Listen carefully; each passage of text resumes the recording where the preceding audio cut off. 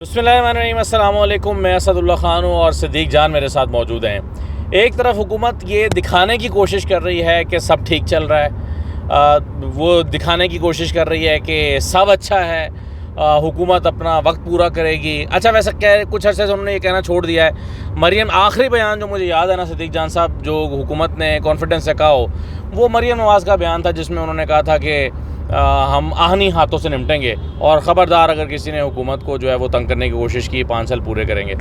उसके बाद किसी वज़ीर से मैंने ये स्टेटमेंट नहीं सुनी कि जनाब हमारा किला मजबूत है और हम तो कहीं नहीं जा रहे। और उस पर यह है कि रोज़ाना फिर ख़बरें आ रही हैं कि फ़लाँ में इख्तलाफ हो गया, ख़बरें आ रही हैं कि जी फ़लाँ ने अपना इस्तीफ़ा पेश किया। 4 मिनिस्टर्स तो कम से कम जो है वो हमारे इल्म में हैं कि जो अपने इस्तीफ़े लिए फिर रहे हैं हाथ में। बेचैनी हुकूमत के अंदर बढ़ रही है। अगर सब अच्छा है, अगर इमरान खान के साथ कुछ मामलात नहीं हैं या इमरान खान जो है उसके बाहर आने का कोई इम्कान ही नहीं है, तो फिर पैनिक क्यों है हुकूमत के अंदर, चल क्या रहा है, ये सवाल है। देखिए, रात आप हमें ज्वाइन नहीं कर सके। रात हमारी एक नशिस्त हुई है रात साद रसूल साहब के साथ, तो बहुत से दोस्त नहीं, वैसे मैं साद रसूल साहब सुन रहे हो तो मैं उनको बता दूं कि आप मेरे पास से ही उठ के गए थे, आपने मुझे दावत नहीं दी जाने के लिए। नहीं, वो मैं जब साद रसूल साहब के पास गया तो वापसी मुझे ड्रॉप करने आए, तो वो अंदर दोस्त बैठे हुए थे, तो फिर हमारी काफ़ी तवील एक नशिस्त हुई। अच्छा। तो इसलिए उसका हवाला दिया है कि काश के रात आप अगर उस नशिस्त में होते तो इस पूरी सूरत हाल को समझने के लिए जो एक लतीफ़ा था उसकी मैं सिर्फ एक लाइन का हवाला आपको दे देता तो आप समझ जाते कि नून लीग पूछ रही है कि बॉस अगर आपने हमें नौकरी से नहीं निकालना तो जो है ना वो चलें।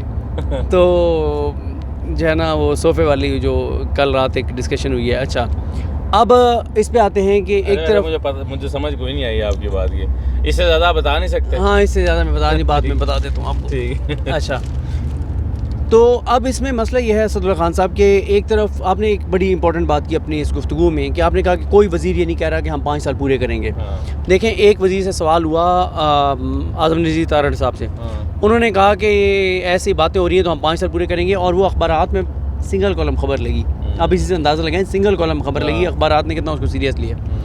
दूसरा ये हुआ, उसकी वजह ये कि देखें ना, नवाज शरीफ साहब नहीं कह रहे, नवाज शरीफ का ही बयान नहीं आ रहा ना, वरना वो एक स्टेटमेंट जारी करें और वो कहें कि तमाम अफवाहों को हम ये पीछे छोड़ देंगे और हम ये करेंगे वो करेंगे, मुश्किल वक्त है, कायम रहेंगे, परफॉर्म करके दिखाएंगे, पहले भी मुल्क को मुश्किल से निकाला है फिर निकालेंगे। ना इरफान सिद्दीकी कह रहे हैं, ना नवाज शरीफ कह रहे हैं, ना शहबाज शरीफ कह रहे हैं, ना कोई और वज़ीर कह रहा है। वही पुरानी गलत बयानियाँ दोबारा कर देते। देखें, मैं एक इन्वेस्टर हूँ, मिसाल के तौर पे मैं एक इन्वेस्टर हूँ और मैं इस हुकूमत के साथ काम करना चाहता हूँ, और मैंने अपना जहन बना लिया और मैंने इन्वेस्टमेंट करने का प्रोसेस शुरू कर दिया है। अचानक मैंने टीवी चैनल्स पे देखा कि उमर अयूब साहब आते हैं अडयाला के बाहर, तमाम चैनल्स लाइव हैं, और उमर अयूब साहब कहते हैं कि इमरान खान ने कहा है कि इलेक्शन की तैयारी करें, हम इलेक्शन की तरफ जा रहे हैं। उसके बाद असद कैसर साहब 2 टॉक शोज़ में बैठते हैं और असद कैसर साहब कहते हैं कि जनाब हम जो है वो इलेक्शन की तरफ जा रहे हैं, नहीं दिसंबर में हमारी हुकूमत होगी, ये कह देते हैं जो असद कैसर साहब हैं वो हैं। अब मैं एक इन्वेस्टर हूँ और मुझे एक ये हो गया कि यार ये क्या हो रहा है, और दूसरी तरफ हुकूमत खामोश है। तो अगर हुकूमत खामोश है तो मैं मतलब मैं तो उस वक्त रुक जाऊँगा कि यार मैं पता नहीं करना चाहिए, मुझे नहीं करना चाहिए, क्या करना चाहिए क्या नहीं करना चाहिए। देखें कि सरमायाकार जो है ना सबसे डरपोक आदमी होता है। हाँ। क्योंकि उसे वो सोचता है कि फिर चलो वेट करो, क्या ज़रूरत है रिस्क लेने की। बिल्कुल ऐसे ही है। अच्छा, अब ना इसमें सूरत हाल ये है कि हुकूमत की तरफ से तो अभी तक ये बयान नहीं आया। हुकूमत की तरफ से बयान क्यों नहीं आ रहा? हुकूमत बयान जो मर्जी दे, लेकिन असल खबर यही है कि हुकूमत के अंदर बहुत पैनिक है, बहुत परेशानी है। अच्छा, अब इसमें भी एक बात है, हुकूमत के कुछ लोगों ने टीवी चैनल्स पर आकर कहा कि देखें जी इस मौजूदा इस्टेब्लिशमेंट इमरान खान को माफ़ नहीं कर सकती, जो मर्ज़ी हो जाए। और देखें जी, आपने उस दिन DGSPR का बयान सुना जिसमें DGSPR ने कहा कि जनाब इस इंतशारी टोले से कोई बात नहीं होगी, ये नहीं होगा, वो नहीं होगा। तो फिर नून लीग खुद सोचती है ये बात करके कि यार जब हमारी डील हो रही थी इस्टेब्लिशमेंट के साथ, उस वक्त भी तो DGSPR आके और अरशद शरीफ साहब के प्रोग्राम यही कह रहे थे कि कोई डील नहीं है, इनका एक बंदा आया था फरियाद लेके, हमने उसको वापस मोड़ दिया, कोई चक्कर नहीं है। तो वो कहते हैं उस वक्त हमें तो पता था कि हमारी डील हो रही है, लेकिन टीवी चैनल्स पे यही बात आके दायरा कर रहा था कि कोई डील नहीं है, कोई माफ़ी नहीं है, ये वो सारा कुछ। और उनको ये बात भी पता है, उनको इस बात का पता है कि जो चीज़ आ रही होती है सामने वो बेसिकली वो नहीं होती, جو اصل میں پس پردہ چل رہی ہوتی ہے. اور خود خواجہ آصف صاحب نے ایک بار کہا ہوا ہے اسمبلی میں کہ سب سے زیادہ بے خبر جو ہے وہ حکومت ہوتی ہے. صحیح بات. دیکھیں اس وقت ان کو سمجھ نہیں آ رہی کہ چیزیں کس طرف جا رہی ہیں اور عمران خان کا کانفیڈینس کیوں ہے اتنا. اچھا یہ نا ایک چیز کا غلط اندازہ لگا رہے ہیں ان کو. اگر یہ لگتا ہے نا کہ عمران خان کا کانفیڈینس اس وجہ سے ہے کہ شاید جو ہے وہ کوئی ڈیل کی وجہ سے عمران خان کا کانفیڈینس ہے کہ اس کی فوج سے ڈیل ہو رہی ہے, ان کو یہ عمران خان کو پھر اس کا مطلب ہے سمجھ ہی نہیں سکے, یہ عمران خان کو جان ہی نہیں سکے. عمران خان جیل میں بیٹھ کے عمران خان کو ان چیزوں کا اتنا بہترین پتہ ہے, اس کی اتنی کلیئرٹی ہے کہ عمران خان جو جمع تفریح کر رہا ہے کہ کب تک کیا کیا ہوگا, کیسے ہوگا, اکانومی کی کیا صورتحال ہے. یار وہ وزیر اعظم رہا ہے, وہ لیڈر ہے اس وقت پاکستان کی, اس 2/3 اکثریت اس کے حاصل ہے, اس کو پتہ ہے انٹرنیشنل. تو جیل میں بیٹھ کے ہماری اطلاع یہ ہے کہ وہ پلاننگ کر رہا ہے کہ میں نے اب کون سا پورٹ فولیو کس کو دینا ہے, منسٹر کون سا کس کو بنانا ہے, اور کون بہتر کام کر سکتا ہے, ماضی میں جو غلطیاں کی ہیں اس کو کیسے ٹھیک کرنا ہے, اور اس مرتبہ میں نے اپنی جو ہے وہ یہ جو بحران ہے اسے کیسے نکالنا ہے. عمران خان تو یہ پلاننگ کر رہا ہے بیٹھا. بالکل ایسے عمران خان کو نا اصل میں عمران خان دیکھ رہا ہے کہ انٹرنیشنل کیا چل رہا ہے, انٹرنل کیا چل رہا ہے, بلوچستان میں کیا چل رہا ہے, KPK میں کیا چل رہا ہے, بجلی کے بلوں پہ کیا چل رہا ہے, مہنگائی پہ کیا چل رہا ہے, بیرونی قرضوں پہ کیا چل رہا ہے, عدالتوں سے کیا چل رہا ہے, فیصلے کیا آ رہے ہیں, چیزیں کدھر جا رہی ہیں. مطلب یہ ساری جمع تفریح کر کے نا تو عمران خان کو پتہ ہے کہ اب اس سے آگے یہ لڑائی لے جانے والے لے جا نہیں سکتے, اور اس کا کانفیڈینس اس وجہ سے ہے. ان کو یہ ہے کہ یار یہ پتہ نہیں ہے کس وجہ سے کوئی ڈیل ہو رہی ہے یہ وہ. دیکھیں ایک بات تو طے ہے کہ ہونے یہی جا رہا ہے کہ عمران خان ایک ریئلٹی تھا ہے, اور اس ریئلٹی کو ایکسیپٹ کرنے جا رہے ہیں لوگ. اس سے پہلے کہ ہم یہ ڈسکس کریں کہ آپ کون سے 2 وزیر لڑ پڑے ہیں, جو میں نے تھمبنیل پہ بھی لکھا ہے, لیکن میں ایک چیز جو نجم سیٹھی صاحب کا مجھے یاد آ گیا, انہوں نے اپنے پروگرام میں یہ کہا ہے, انہوں نے کہا ہے کہ اس وقت مودی صاحب, امریکہ, یہ سب خوش ہیں, ان کو پتہ ہے کہ پاکستان سے کوئی اسٹیٹمنٹ آ ہی نہیں سکتی کسی حوالے سے, نہ اسرائیل کے حوالے سے نہ کوئی اور. کہتے ہیں کہ انہوں نے اپنی جو تجزیہ دیا ہے, نجم سیٹھی صاحب کہتے ہیں کہ یہ صرف پاکستان میں اس وقت جو قد کاٹ ہے وہ عمران خان کا ہے کہ جو ایک اسٹیٹمنٹ اگر مودی کے خلاف دے یا نیتن یاہو کے خلاف دے یا امریکی صدر کے خلاف دے تو اس کا پوری دنیا میں امپیکٹ ہوگا. ہمارے اس وقت جو لوگ ہیں ان کا نہ تو امپیکٹ ہوگا اور نہ وہ کہہ رہے ہیں, کیونکہ یہ ڈرتے ہیں کہ اگر میں نے یہ اسٹیٹمنٹ دی تو امریکہ کیا سوچے گا, مودی کیا کہنے لگے گا, مودی کے کیا رد عمل ہوگا. تو کوئی اس وقت قد کاٹ ایسا ہے ہی نہیں شہباز شریف کا اسپیشلی یا کسی اور کا کہ وہ اس طرح کی اسٹیٹمنٹ عالمی سطح پر جاری کر سکیں اور اس کو کوئی انٹرنیشنل میڈیا سیریس بھی لے, اس کا کوئی امپیکٹ بھی ہو. وہ صرف عمران خان کا, یہ نجم سیٹھی صاحب تجزیہ کر رہے ہیں. ہاں, میں یہاں پہ آپ کو اسی بات سے آپ کو ایک چیز بتا دوں کہ جب کبھی کوئی کتاب لکھے گا نا اور اندر کی باتیں باہر آئیں گی تو یہ خبر بھی باہر آئے گی کہ جب عمران خان مودی کو بہت ٹارگٹ کر رہے تھے نا ٹویٹر کے اوپر, مطلب ہٹلر سے تشبیہ دے کے اور بہت سخت چیزیں کر رہے تھے, تو کس ملک کا سفیر پاکستان کے آرمی چیف کے پاس گیا تھا, کس ملک کا سفیر کہ اپنے وزیر اعظم کو کہیں یہ نہ کریں, مہربانی کریں. مطلب اس کے ٹویٹر کا اتنا امپیکٹ تھا عمران خان کے. اور آپ کو یاد نہیں ہے ٹرمپ نے جب پاکستان کے بارے میں کہا تھا کہ پاکستان نے ڈبل گیم کیا, اور عمران خان نے ٹویٹر میں اس کو مطلب جواب دے دیا تھا. عمران خان اس طرح کا بندہ ہے. اور اس کا پھر دیکھیں اس کا امپیکٹ کیا ہوا کہ عمران خان کے اور ٹرمپ کے تعلقات اچھے ہوئے, اس سے خراب نہیں ہوئے تھے. عمران خان یہی کہتا ہے نا کہ وہ اسی کی عزت کرتے ہیں جن کو انہیں پتا ہے کہ اس کے اندر کوئی عزت ہے, غیرت ہے, جرأت ہے, بہادری ہے.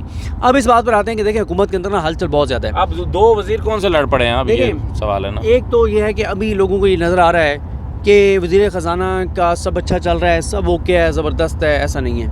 وزیر خزانہ کے حوالے سے اس کے اختیارات میں ابھی بھی اسحاق ڈار صاحب مداخلت کر رہے ہیں. اور آپ کو پتہ ہے نا کہ میاں صاحب نے ان کو ڈپٹی وزیر اعظم اس لیے بنوایا تھا, چھٹی کے دن بنوایا تھا, اور نوٹیفیکیشن ادھر سے کرنے کا حکم آیا تھا سعودی عرب تھے کہ جناب یہ کر دیں, کیونکہ ان کو یہ تھا کہ اسحاق ڈار صاحب بہت ناراض ہو گئے تھے کہ یار میں بھی وہیں بیٹھا ہوتا ہوں, اورنگزیب بھی وہیں بیٹھا ہوتا ہے, وہ وزیر خزانہ ہے, مجھے دیکھا نہیں جاتا, اور میں پھر الگ ہو جاتا ہوں کابینہ سے.